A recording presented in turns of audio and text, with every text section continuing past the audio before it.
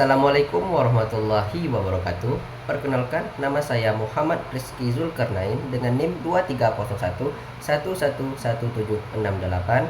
Saya mahasiswa Ilmu Administrasi Publik angkatan 2023. Tujuan dari dibuatnya video ini adalah untuk menjawab soal ujian akhir semester dengan mata kuliah Akuntabilitas Publik dan Pengawasan dengan dosen pengampu Dr. Zulkarnaini, SOS MSI.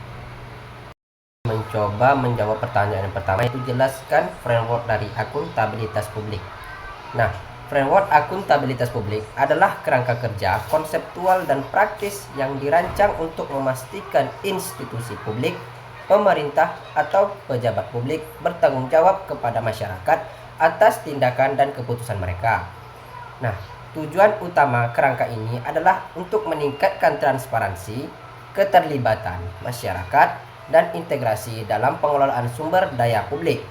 Nah, ada beberapa prinsip utama akuntabilitas, yaitu keterbukaan, partisipasi masyarakat, etika dan moralitas, serta tanggapan terhadap publik.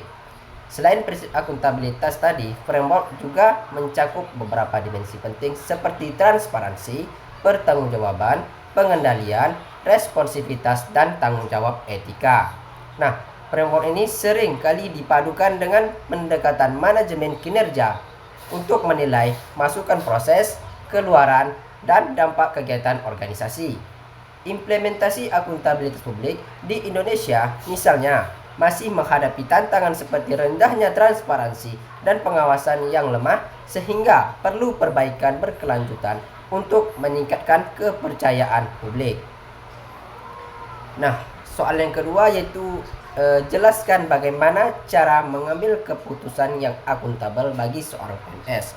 Nah, di sini saya mengambil 7 langkah dalam mengambil keputusan yang akuntabel bagi seorang PNS. Langkah yang pertama yaitu mematuhi regulasi. Nah, keputusan harus didasarkan pada aturan hukum yang berlaku, baik dalam perundang-undangan maupun kebijakan internal instansi. Hal ini memastikan keputusan memiliki dasar hukum yang jelas dan tidak bertentangan dengan regulasi yang lebih tinggi. Langkah yang kedua yaitu berlandaskan data dan fakta. Keputusan yang diambil harus didukung oleh data yang akurat, relevan, dan dapat dibuktikan. Analisis berdasarkan fakta membantu menghindari keputusan yang bersifat spekulatif atau subjektif. Yang ketiga yaitu melibatkan stakeholder. Jika keputusan berdampak pada banyak pihak, penting untuk mengajak mereka berpartisipasi dalam prosesnya.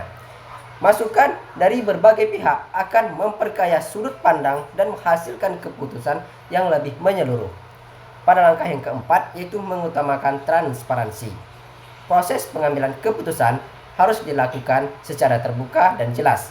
PNS perlu menjelaskan alasan, tujuan, dan pertimbangan keputusan serta menyimpan dokumentasi seperti bukti pertanggungjawaban. Pada langkah yang kelima yaitu berorientasi pada kepentingan publik.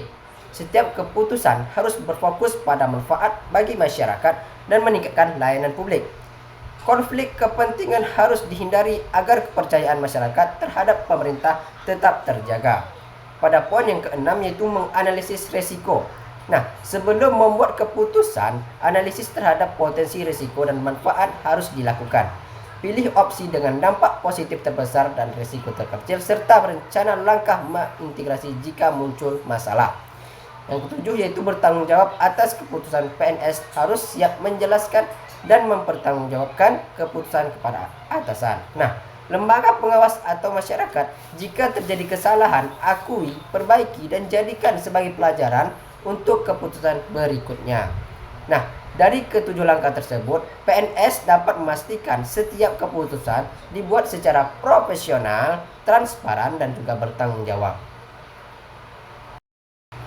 Baik, mungkin hanya itu jawaban yang dapat saya sampaikan. Lebih dan kurang saya mohon maaf. Saya akhiri, wabillahi taufiq wal hidayah. Wassalamualaikum warahmatullahi wabarakatuh.